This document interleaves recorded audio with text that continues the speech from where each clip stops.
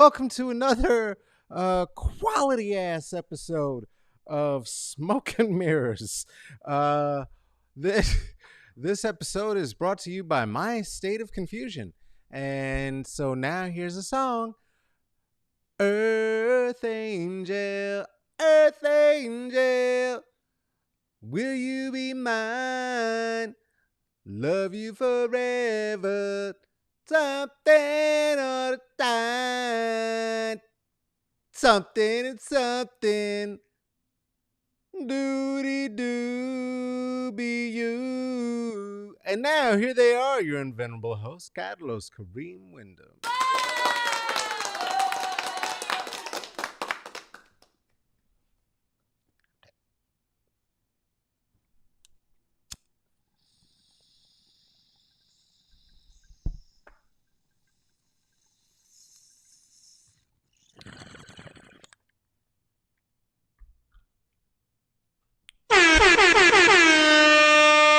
Hey. Hey. Hey, everybody. Man, you keep thinking, oh, no, nothing worse than that thing can happen that just happened. And then another thing happens, but that's okay. Cause figured it out. Figured it out. We have an answer to all the bullshit, and we're gonna fix it, and it's gonna be okie dokie. Let's talk about it in a minute. Hey, on Thursday, September the 24th, that's tomorrow. I know that because today's Wednesday. I'll be here with Little Milagro Enriquez, and we are going to be talking about environmental devastation and schooling, that and what do you do because of it, and how this ties back not only to the fires, not only to the COVID, but all the way back to that other famous presidential failure during an emergency, George Bush, and of course what happened there in New Orleans. And I'm gonna say right off the top, I would love for you to go ahead and share it. Share what we're doing. That is called Passing the J here at Smoke and Mirrors, and that would be very much appreciated. I will do this for free for every day as long as is necessary, as long as we are here under COVID's watch. That's how this began. That's how it will continue. And it seems like that is now a contract that continues at least until April 2021. So fuck me. If you would like to support this and become somebody who pitches in a little, you could throw $5 on it. Nothing to it. There are three ways. You can see them on your screen right there. There's a Venmo, there's a Cash App, there's a PayPal. Carlos-Wyndham is the Venmo, $CK Wyndham the Cash App, and PayPal me /CK Wyndham. And if you really, really, really love what we do here, become a patron at patreon.com, as have Ruthie, Erica, Amber, Aaron, Seth, Lisa, Kristen, Renice, Michael, Natalie, Juliet, Tarika, and Tracy. You can find us there at Smoke and Mirrors C, and B. How do you be? The world is proving once again that it and the United States of the world, in particular, does not give a single solitary shit about black women or black women's lives. And before we get into anything else today, I just want to say this. I do, and I see you, and I love you. And for anyone who has ever tuned in here and has had any confusion as to why so many of the topics, features, and guests are black women and center around the concerns of black women, hopefully some of that will come to light today. And if that is the thing that makes you uncomfortable and you don't like doing that, I would advise that you go elsewhere or go ahead and be about fucking right off. Because here under this philosopher's tree, uh, we do honor the lives of black women. And because it is such a heavy time today, before we get into anything, before I get into anything, why am I getting into things so much? I have so. This was a goof around. You were here. You know how this started. This was like, hey, silly Billy. And we, oh no, look, there's a silly sound. Oh boy, oh. And we'll smoke some pots. Because we're all locked up and, hey, the celebrities said we're all in this together. So, racism fixed once again. Except it wasn't. So anyway, but I know what they'd like us to talk about. I know what we're gonna talk about as well. I want to congratulate three of the most influential women of the decade. That being Alicia Garza, Opal. See, I don't know everybody else's last name because I only personally know Alicia. So I'm just gonna say Alicia, Opal, and Patrice, the folks who actually in real life started Black Lives Matter. You know that there are some male presenting people whose publicists themselves and their team would allow you to believe that they had something to do with it. They did not. They did not. It's these three. And I personally am very, very proud, not only because I happen to know one of them, but because they have found a mantra that is resonant enough to have begun a movement, to have begun foundations, to have actually begun to change the paradigm of critical thinking in the United States. And I am honored and recognize that I'm honored to walk the planet at the same time as these three fine, brave women and femmes. And thank you. Thank you sincerely from the bottomest of my heart. You're the bestest. You're the bestest. I also am a petty little bitch. And so I am very happy to know that their being on the cover means that Donald Trump isn't, and that pisses off Donald Trump and so many of his followers and supporters. Because at this point, I think we can see that what it comes down to is fuck them. It is not. I know it's not for us. Let me say it that way. It is not for us. It is not, certainly not for black women to be your superhero or your fucking spirit animal. That's racist twice because spirit animal is a Native American term and black people aren't animals. Go fuck yourself. Also, though, too, it is that the thing of racism is that we didn't do it. We didn't make it. We can't fix it. And so when we find capitulation to mantras, to phrases like Black Lives Matter by places like the NFL, which gives zero shits or fucks about black lives, just ask Jay-Z, who says we're past being on a knee and kneeling now. Yet the Broncos pass on signing Kaepernick. So there you go. I don't give any shits about it because fuck football and all of the racists who like it, except also yay Kaepernick because it's given a platform for somebody to prove that they are also a hero. That also happened today. Things are on my brain. It's too much in there. It's too much. It's like stuffed. It's oozing out. It's going to start oozing out of my nose. And I don't want it to. So I'm going to stuff it back in there. And I want to talk to you about a thing that is true that I have figured out.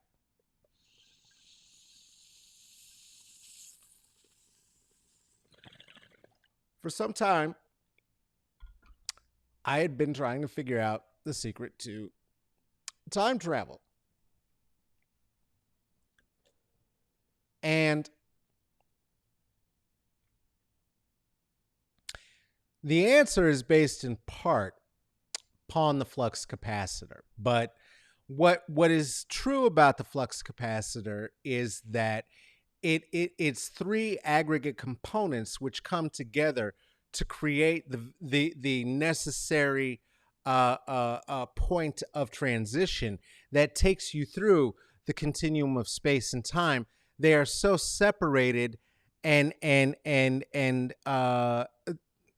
segregated, quite frankly, in the original design, that there were some things missing. One, you could not, in the initial design, use the flux capacitor appropriately without a car, and in particular without a DeLorean. And the thing is, DeLoreans are garbage, as are most fancy things. They are made specifically to require you to get them repaired forever by that dealer. And so fuck a DeLorean. So, and also it was very big. It was very large. I mean, the design itself is it's sleek, but the flux capacitor that was constructed by Dr. Emmett Brown initially in 1955 was too big. And so what I've done is I shrunk it. I shrunk it down. And so there's how I'm using it now. It is now about wristwatch size. This is, I do want to be careful about demonstrating before we get too far into it, because this is an active model. This is the prototype. This is the only one that actually, the design is on the screen. I apologize. The only one that is actually functioning right now. And so I will be using it a couple of times throughout today. But let's get into dealing with the fact that it was also, when it was created, it part of what that segregation meant in terms of the way that the flux capacitor was first brought forth, is that the society was also segregated. And so the only black representation in the town that Emmett Brown came from was that of Goldie, of Goldie Wilson, Mayor Goldie Wilson, who is seen here as on his 1988 campaign poster, 1985 campaign poster, also seen there cooning in the movie Back to the Future, because that's the roles available for black people and what representation looks like in the white imagination.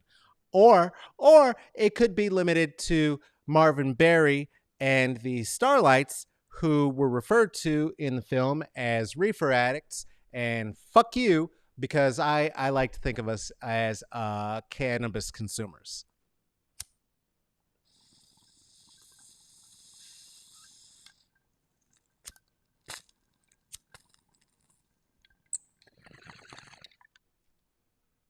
I think the reason the white people said reefer addict is because they could not say reefer aficionado.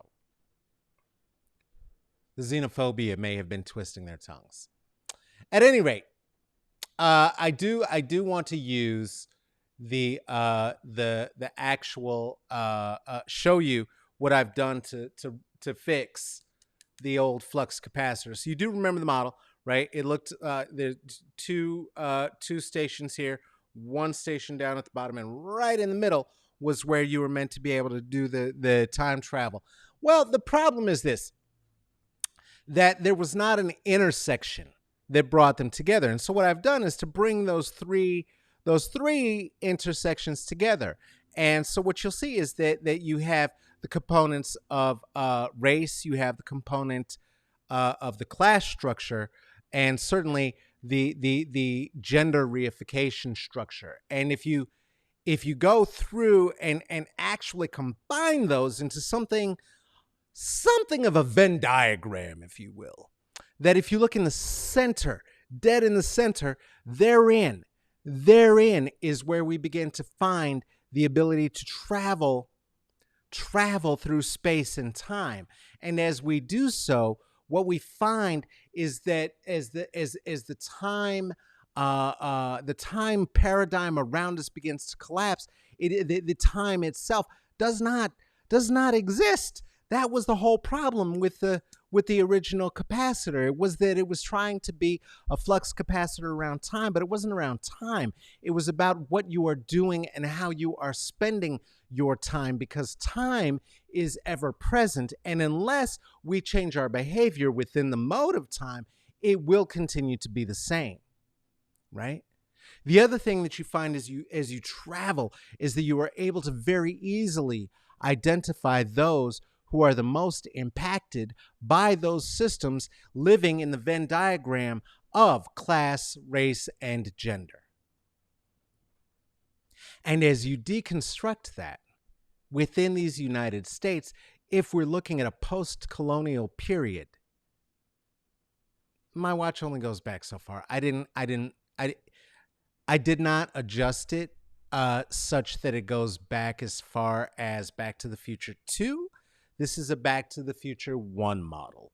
So the imperial colonialist structure that the settler barons and barbarians came here in order to keep wealth in the aristocracy of in the coffers of the aristocracy, forgive me, was reifying the system of white supremacist capitalist patriarchy.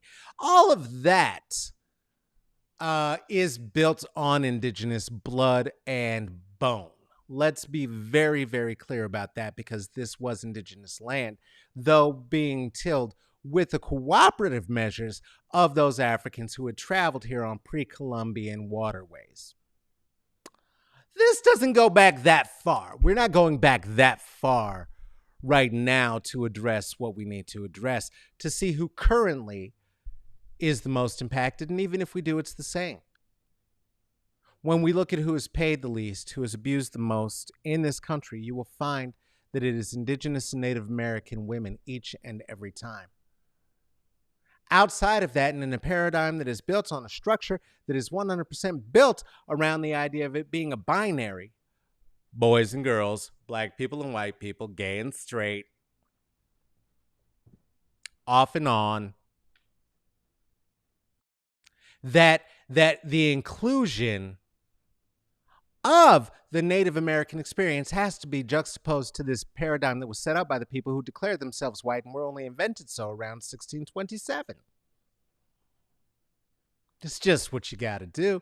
But we're not going to go back that far. As I'm saying, we're not going back that far to know that those are the folks who are most impacted. We'll just stick with their paradigm and know that as we are looking at white supremacy, know that you're not being erased. We do see you, and that your proximity to the ability to not have to suffer the vestiges of white supremacy has everything to do with your ability to find proximity to whiteness. Because the antithesis of that is blackness, which is why we find also at the center of this particular flux capacitor, black women and femmes all the time, and why trans black women suffer the highest murder rate in the United States, and why we are in a circumstance right now where we are having to look at the fact that this country, once again, wants to demonstrate that it thinks black women aren't worth a shit. I think the country's wrong. I happen to think the country is absolutely wrong. I think that black and indigenous women are the everything. Are the everything. I love black women. I love indigenous women. I'm from an indigenous woman. I am a black person. I love me. I love the people who made me. I love the black women who taught me, who have nurtured me, who have taught me to think the way that I do, and have given me the opportunity to reclaim my humanity by stripping myself of as many of the vestiges as I can of the patriarchy, which does not mean that I can strip myself of the power or the fact that I will be heard, which is why I have to say the things in the places that I can, including creating platforms like this. I don't have another joke for the transition, but let's just transition. So let's use our flux capacitor. Go ahead. Watch it. Look at it. Can you see it? Oh, you can't see the beeps. Oh, you can't even see it. Look it. There. Oh. Okay. Ah! Where's that take us? Well, that takes us to the modern day situation. Because again, time doesn't exist. Because it is today, 65 years ago today, that John Millman, Roy Bryant, and Carolyn Bryant were found innocent of the murder of one Emmett Till 65 years ago today. Because again, not because again, let me just back up there. In spite of the pleas of a black mother who was so distraught that it brought her to the point of releasing the photo of her brutalized son in his coffin. 65 years ago today, it was made very clear that legally anyway, this country didn't think that Black Lives Matter very much. This is pre Alicia Patrice and Opal Obvi. And obviously the shifts in the dynamics of the racial dynamic are built upon the end of Jim Crow, the moving of the civil rights movement, everything that has continued since then, which has evolved into a movement that is built on the predecessors of that and is now called Black Lives Matter, quite erroneously, because really it's a philosophical mind frame, not a social or political movement. There are no leaders. Just white people also don't want to be culpable by letting shit like this just happen and being okie doke with it the way that they used to as much. Many of them seem to be perfectly okay with it, though. Anyway, let's hit that flux capacitor one more time. And where does it take us? Into the area, the state we're going to look at for 1 second here of understanding that we can see the transition very easily when we look at what is true and happening this morning around Brett, what's his name here? Harkinson, and your Jonathan Mattingly, and of course your Miles Cosgrave right there, who are the murderers of one Breonna Taylor. So as we go from the past to the future, what we see again is that we are living where there isn't time, and where the structures that existed that reified our ability to believe in a safe world no longer exist. And so now where we exist is in a post-structural society. And that is a frightening thing, because it means that nothing that we ever thought could be true is true. Everything is made of sand and quicksand, and it is not only for the most impacted and oppressed. It is for everybody, because if the most impacted and oppressed are suffering, that suffering will spread and does spread to the entire community, and in this case, the entire country. And so we find ourselves in a country that is sand on the shore. It is a sand castle on the shore as the tide is coming in. And motherfuckers are still just smushing wet sand up against it, trying to act like it still exists. It does not. It does not. We're going to have to construct whatever's going to be next and whatever's going to be new, because whatever is old does not satisfy. We've seen the impacts. What is new is old again. What is old is new again. It's not different then. It's not different now.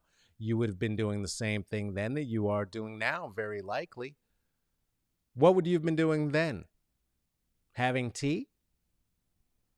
Nothing? Reading it and thinking, oh, that's a shame. Look what they did to that young person? Making a hashtag? Watching a weed smoke show with a few jokes in it about whether or not it matters at all? Taking to the streets? Making sure that you vote?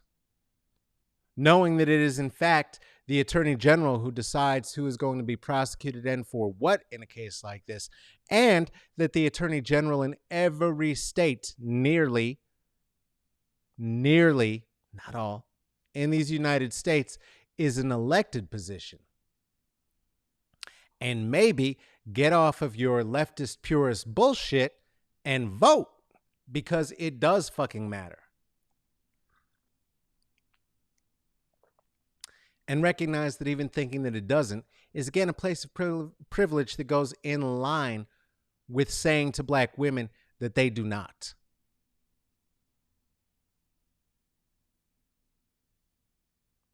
That's fun. But there's a response to this because, of course, we do have First Amendment rights in this country. And among those First Amendment rights is the right to peaceably assemble, which is what has been happening in Louisville, Kentucky since then.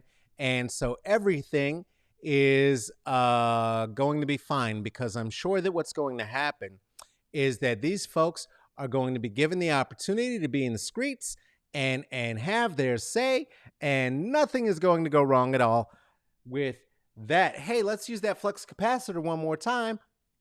Where are we going to go this time? Well, let's have another look at another area of Kentucky and see if we can get a preview of, oh no, this is no good. Look at this. Corbin, Kentucky, whites deport 200 Negroes. Huh. How do you deport 200 Negroes? What is the year on this motherfucker? 1919. What else was going on 1918, 1919? There was a pandemic, just like there's a pandemic now. And black folks were moved out of a town during a pandemic, denied housing, and moved away from everything familiar. Huh. What in the hell?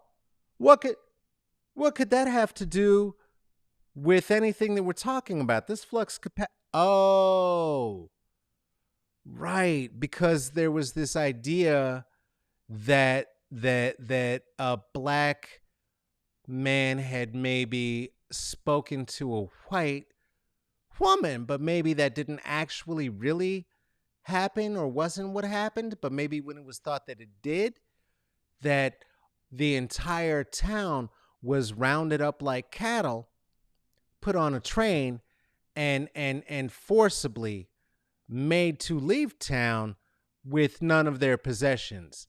Of the 200 people who were removed, it left 3 black citizens in Corbin, Kentucky, which is still one of the whitest cities in the world, because believe it or not, even though the person who led that protest was locked up for 2 years, the Klan seemed to think this was a sign for them to go ahead and do whatever they wanted to.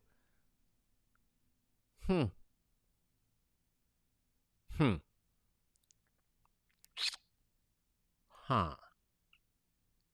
Kind of like the Red Hats. Seem to think that hearing shit like talking about Congressperson Ilhan Omar and asking what is she telling us, who is she to tell us what to do in our country, is instigating racism and authoritarianism, Nazi vibes at his rallies with the Red Hats. Kind of like. Whoo, boy. Ooh, boy. It's a good time. It's a good time. Okay, flux capacitor. Back to Kentucky today. Let's get back let's get back to Kentucky today, because this is some bullshit. And history's broken. I know I was talking all that shit about living in a post-structural society, and that I was introducing the socio-political flux capacitor, which, if you look through and use it as an applied equity analysis rather than looking for something called an equity lens, I don't know what the fuck that means. In fact, let's take equity out of it. Let's call it an applied liberation analysis. That what we will find is that we have to center is the most impacted, and not only the most impacted in terms of understanding who is going to be the most impacted, because you'll find them at the center of race, class, and gender, but understand that you're going to find the wisdom that lives there as well, as we did in the answer that was provided by Congressperson Omar, who pointed out that as a congressperson, who she is to tell us what to do in our country is a congressperson. It is the role of Congress, in fact, to tell us what to do in this country. And she was elected, and she was elected by a vast majority. And she was elected by a vast majority, and to the degree that no secret, I don't know, electoral college had to sneak her in, despite the wishes of the folks and citizens and voting citizens in her district. And so that's who the fuck she is to tell us what to do in this country. I like this timeline. Let's stay in this timeline. This is better. Again, today, right now, the folks in the streets, the women in the streets are leading the marches, having us remember the name of Breonna Taylor. I'm sure, again, that the government and that the state of Kentucky is going to do very well to defend our first Amendment right. Our first amendment, the very first thing in the Bill of Rights. It was kind of the most... What happened now? When? Like tonight? Oh, like right now? Oh, for real? Oh. Okay. Well,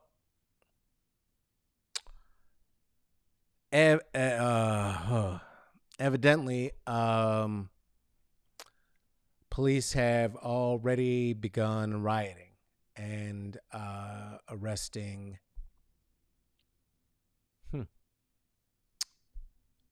arresting protesters in Kentucky, in Louisville, which, by the way, is about 150 miles outside of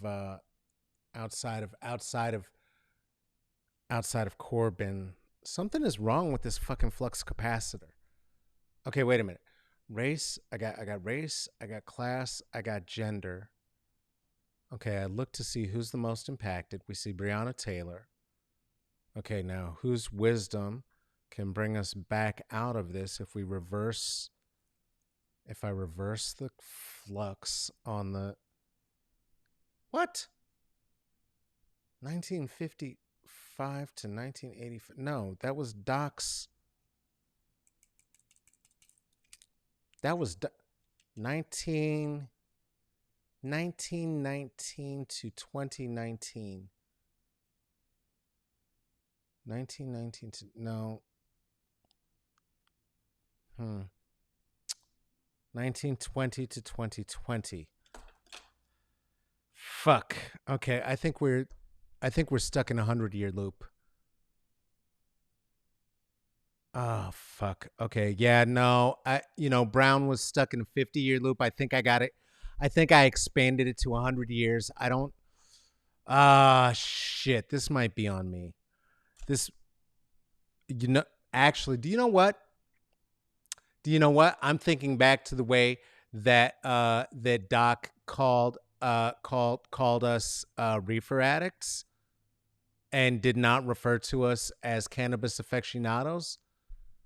And I'm thinking about the way that we're only here because of the actions, again, not of the flux capacitor itself, but of an electoral college that was born for the purpose of reifying the power of slaveholders during the emancipation, and also 53% of white women who voted for Trump and have voted Republican in every single election since 1968. And Doc invented this in the 1950s. Yo, I think Doc Brown might be a racist.